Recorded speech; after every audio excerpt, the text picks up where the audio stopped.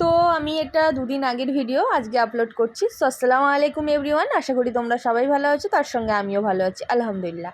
সেদিনকে বর আর আমি তো দুজন মিলে বেরিয়েছিলাম রাজমাঠে যাওয়ার উদ্দেশ্যে।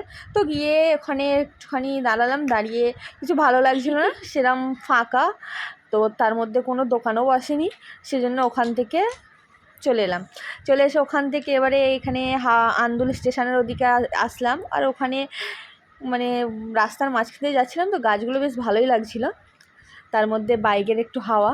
আমার আবার বাইক চড়তে খুবই ভালো লাগে, কারণ আমি বাস, ট্যাক্সি, মারুতি এগুলো চড়তে পারি না, এগুলো চড়লেই আমার বমি হয়, সেই জন্য আমার বাইকটাই বেস্ট লাগে।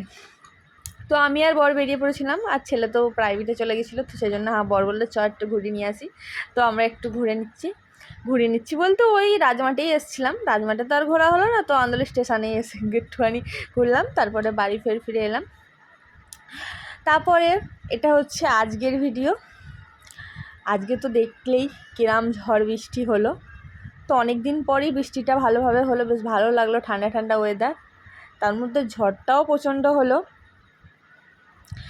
তার মধ্যে তো এইখানে আমি ঈদের যে মেহেন্দি পরেছিলাম, সেই মেহেন্দিটা তোমাদের সাথে রঙটা শেয়ার করছি, ভালো কালার হসেনি, কারণ আমি বেশিক্ষণ রাখিনি। তো আজকের ভিডিও এখানের মতো, কালকে আবার দেখা হবে।